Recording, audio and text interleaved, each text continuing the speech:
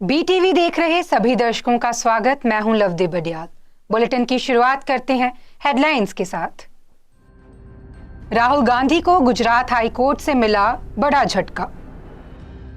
BJP ने इस साल होने वाले विधानसभा चुनावों के मद्देनजर 4 राज्यों में अपने चुनाव प्रभारियों के नाम की घोषणा। दिल्ली की आबकारी नीति मामले में ईडी ने बिजनेसमैन दिनेश अरोड़ा को किया गिरफ्तार। भारत ने संयुक्त राष्ट्र सुरक्षा परिषद में एक बार फिर पाकिस्तान को लताड़ा। अब खबरें विस्तार के साथ। राहुल गांधी को गुजरात हाई कोर्ट से बड़ा झटका लगा है। दरअसल मोदी सरनेम को लेकर मानहानि मामले में मिली सजा पर रोक वाली याचिका खारिज कर दी गई है। गुजरात हाई कोर्ट ने अपने आदेश में कहा कि ट्रायल कोर्ट का दोषी ठहराने का आदेश उचित है। उक्त आदेश में हस्तक्षेप करने की कोई जरूरत नहीं है। कोर्ट ने कहा कि राहुल के इस आवेदन को माना नहीं जा सकता, इसलिए इसे खारिज किया जाता है। बता दें कि राहुल गांधी को सूरत की जिला अदालत ने मानहानि मामले में 2 साल की सजा सुनाई थी, जिसके बाद उनकी संसद सदस्यता भी चली गई थी। बता दें कि मई में भी कोर्ट ने राहुल गांधी को राहत देने से मना कर दिया था। उस समय कोर्ट ने कहा था कि ग्रीष्मकालीन अवकाश के बाद अंतिम आदेश पारित किया जाएगा। बीजेपी ने इस साल होने वाले विधानसभा चुनावों को देखते हुए 4 राज्यों में अपने चुनाव प्रभारियों के नाम की घोषणा कर दी है। बता दें कि केंद्रीय मंत्री प्रहलाद जोशी को राजस्थान का प्रभारी बनाया गया है, जबकि नितिन पटेल और कुलदीप बिश्नोई सह प्रभारी की भूमिका में नजर आएंगे। वहीं छत्तीसगढ़ राज्य में राज्यसभा के पूर्व सदस्य ओपी माथुर को प्रभारी और मनसुख मांडविया को सह प्रभारी बनाया गया है। इसी तर्ज पर केंद्रीय मंत्री भूपेंद्र यादव को मध्य प्रदेश का प्रभारी व अश्वनी वैष्णव सह प्रभारी नियुक्त किए गए हैं। साथ ही तेलंगाना में बीजेपी सांसद प्रकाश जावड़ेकर को प्रभारी बनाया गया है। उनके अंतर्गत सह प्रभारी के तौर पर सुनील बंसल काम करेंगे। बता दें कि अगले साल देश में लोकसभा चुनाव होने हैं। इससे पहले राजस्थान, मध्य प्रदेश, छत्तीसगढ़ और तेलंगाना में भी विधानसभा चुनाव है। इन 4 राज्यों के नतीजे काफी हद तक अगले साल होने वाले चुनाव की रूपरेखा तय करेंगे। ऐसे में बीजेपी इन 4 बड़े राज्यों को लेकर कोई कोर कसर नहीं छोड़ना चाहती। बता दें कि मध्य प्रदेश में पहले ही बीजेपी की सरकार है, वहीं राजस्थान और छत्तीसगढ़ पर कांग्रेस का कब्जा है। पंजाब के सीएम भगवंत मान ने मनरेगा योजना के तहत दिया जाने वाला मेहनताना बढ़ाने की मांग की है। इस संबंध में उन्होंने केंद्रीय ग्रामीण विकास एवं पंचायत राज मंत्री गिरिराज सिंह को पत्र लिखा है। अपने पत्र में उन्होंने डेली वेज की राशि बढ़ाकर 381 रुपए करने की मांग की है।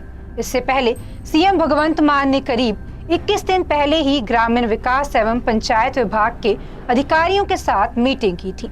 इस दौरान मनरेगा योजना संबंधी कई अहम मामलों पर चर्चा की गई थी।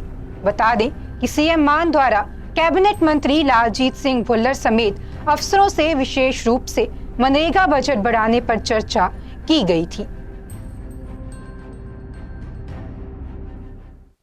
दिल्ली की आबकारी नीति मामले में ईडी ने बिजनेसमैन दिनेश अरोड़ा को गिरफ्तार कर लिया है। बता दें कि उस पर मनी लॉन्ड्रिंग का आरोप है।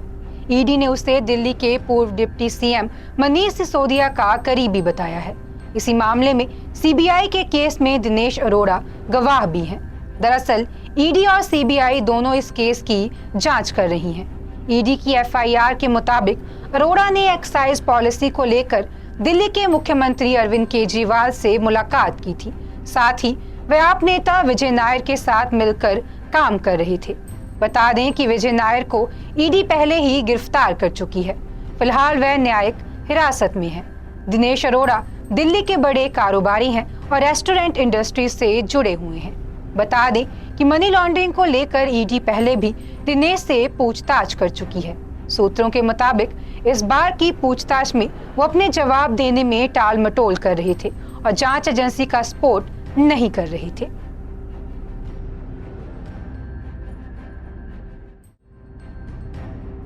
अमेरिका ने गुरुवार को मणिपुर में जारी हिंसा पर चिंता जाहिर की। भारत में अमेरिकी राजदूत एरिक गॉरसेटी ने कहा कि अगर भारत मदद मांगता है तो हम उसके लिए तैयार हैं। उन्होंने कहा कि हम जानते हैं कि ये भारत का आंतरिक मसला है और हम जल्द से जल्द शांति की उम्मीद करते हैं। वहाँ के हालातों पर हमें कोई रणनीतिक चिंता नहीं, बल्कि हमें लोगों की चिंता है। दरअसल कोलकाता में एक कार्यक्रम के दौरान एक पत्रकार ने उनसे मणिपुर पर सवाल पूछा था। इसके जवाब में गॉरसेटी ने ये बातें कही। उन्होंने ये भी कहा कि मणिपुर के बच्चों और वहां मर रहे लोगों पर चिंता जाहिर करने के लिए किसी का भारतीय होना जरूरी नहीं है। गॉरसेटी ने यह भी कहा कि भारत के नॉर्थ ईस्ट में पिछले कुछ सालों में काफी तरक्की हुई है। शांति किसी भी इलाके के लिए काफी बेहतर चीजें लाती है। अगर मणिपुर में हिंसा खत्म होती है और शांति स्थापित होती है तो हम वहां निवेश करेंगे। हम नए प्रोजेक्ट्स भी लाने के लिए तैयार हैं। गॉरसेटी ने लोकतंत्र पर भी अपनी बात रखी। उन्होंने कहा कि लोकतंत्र काफी मुश्किल है। अल्पसंख्यकों के अधिकारों की हिफाजत करना काफी मुश्किल काम है। बता दें कि अमेरिका के राजदूत एरिक गॉरसेटी के बयान पर कांग्रेस ने पलटवार किया है। कांग्रेस सांसद मनीष तिवारी ने कहा कि प्रधानमंत्री मोदी को मणिपुर जाना चाहिए। हम इस मुद्दे को संसद में भी उठाएंगे। उन्होंने कहा कि भारत कई चुनौतियों से गुजर रहा है, पर हमें पसंद नहीं कि कोई हमारे मामलों में दखलंदाजी करे। अमेरिका में गन से होने वाली हिंसा में कई लोग मारे जाते हैं, नस्लीय दंगे होते हैं, लेकिन हमने कभी उस पर अपने लेक्चर नहीं दिए। नए राजदूत को भारत अमेरिका के रिश्तों के इतिहास की जानकारी रखनी चाहिए।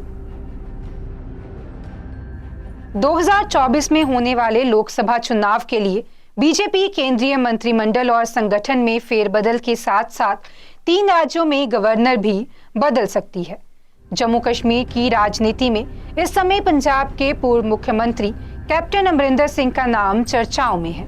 बता दें कि 2020 में राज्यपाल बने मनोज सिन्हा के स्थान पर यह जिम्मेदारी कैप्टन को सौंपने पर विचार चल रहा है। हालांकि कुछ महीने पहले उनके महाराष्ट्र के राज्यपाल बनने पर भी चर्चा हुई थी, लेकिन बाद में इस चर्चा पर विराम लग गया था। बता दें कि पंजाब के पूर्व मुख्यमंत्री कैप्टन अमरिंदर सिंह 81 साल के हो गए हैं। कांग्रेस छोड़ने के बाद बनाई गई क्षेत्रीय पार्टी को भंग करने के बाद वे भाजपा में शामिल हो गए थे। कैप्टन अमरिंदर सिंह भाजपा की बैठकों में अधिक नहीं दिखते, लेकिन उनकी बेटी जयेंद्र कौर काफी एक्टिव दिख रही हैं। राष्ट्रीय व राज्य स्तरीय बैठकों में जयेंद्र कौर खुद पहुंचती हैं। वहीं बीते दिन जाखड़ के अमृतसर दौरे के दौरान भी जयेंद्र कौर स्वर्ण मंदिर में पहुंची थी और जाखड़ को शुभकामनाएं दी थी। भारत 14 जुलाई को दोपहर 2:35 पर आंध्र प्रदेश के श्रीहरिकोटा स्थित सतीश धवन स्पेस सेंटर से स्पेसशिप चंद्रयान 3 लॉन्च करेगा। बता दें कि इसरो ने ये जानकारी दी है। इसरो चीफ एस सोमनाथ ने बताया कि चंद्रयान 23 या 24 अगस्त को चंद्रमा की सतह पर सॉफ्ट लैंडिंग की कोशिश करेगा। उन्होंने बताया कि यान पूरी तरह से तैयार है। इसे बुधवार को ही लॉन्चिंग व्हीकल LVM-3 में फिट किया गया था। बता दें कि अगर चंद्रयान 3 का लैंडर चांद पर उतरने में सफल होता है तो भारत ऐसा करने वाला चौथा देश बन जाएगा। बता दें कि इससे पहले अमेरिका, रूस और चीन चंद्रमा पर अपने स्पेसक्राफ्ट उतार चुके हैं। इसरो चीफ एस सोमनाथ ने कहा कि चंद्रयान 2 मिशन में हम असफल हुए थे। जरूरी नहीं कि हर बार हमें सफलता मिले, लेकिन बड़ी बात यह है कि हम इससे सीख लेकर आगे बढ़ेंगे। उन्होंने कहा कि असफलता मिलने का मतलब ये नहीं कि हम कोशिश करना ही बंद कर दें। चंद्रयान 3 मिशन से हमें बहुत कुछ सीखने को मिलेगा और हम इतिहास रचेंगे। भारत ने संयुक्त राष्ट्र सुरक्षा परिषद में एक बार फिर पाकिस्तान को लताड़ा है। दरअसल ब्रिटेन में हुई UNSC की एक बैठक में पाकिस्तान ने फिर जम्मू कश्मीर का मुद्दा उठाया। इस पर UN में भारत के मिशन काउंसलर आशीष शर्मा ने कहा कि लद्दाख और जम्मू कश्मीर हमेशा भारत का अभिन्न हिस्सा थे और रहेंगे। इस पर पाकिस्तान क्या सोचता या चाहता है, इससे कोई फर्क नहीं पड़ता। बता दें कि ब्रिटेन में UNSC के members children and armed conflicts पर चर्चा में शामिल हुए थे। इस दौरान पाकिस्तान के डिप्लोमेट मुनीर अकरम ने अपने बयान में कश्मीर का मुद्दा उठाया। अकरम ने कहा कि चिल्ड्रन एंड आर्म्ड कॉन्फ्लिक्ट्स पर UN सेक्रेटरी जनरल एंटोनियो की नई रिपोर्ट में भारत का जिक्र नहीं है। यो एक गलती है। अकरम के इस बयान का जवाब देते हुए भारतीय डिप्लोमेट आशीष शर्मा ने कहा कि यूएनएससी में एक डेलीगेशन ने मेरे देश के खिलाफ जहर उगला है जो राजनीति से प्रेरित है। हम इसे स्वीकार नहीं करेंगे। जो लोग खुद कट्टरता में डूबे हुए हैं वो भारत के समाज और यहाँ रह रहे अलग अलग समुदाय के लोगों की एकता को नहीं समझ सकते। हम इस तरह के बयान की कड़ी निंदा करते हैं। इस तरह के बयान से पाकिस्तान उनके देश में बच्चों के खिलाफ लगातार हो रहे अपराधों से परिषद का ध्यान भटकाने की कोशिश कर रहा है। इसके अलावा शर्मा ने वैश्विक आतंकवाद और आतंकी गतिविधियों में बच्चों को शामिल करने को लेकर भी चिंता जताई। उन्होंने कहा कि आतंकवाद से निपटने और बच्चों की रक्षा के लिए हमें साथ मिलकर काम करना होगा।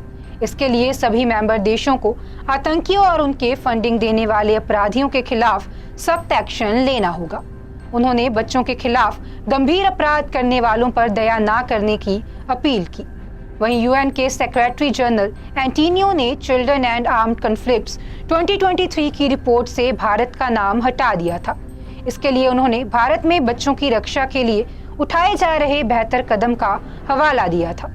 उन्होंने कहा कि भारत सरकार बच्चों के लिए अच्छा काम कर रही है और हम उनके प्रयासों की सराहना करते हैं।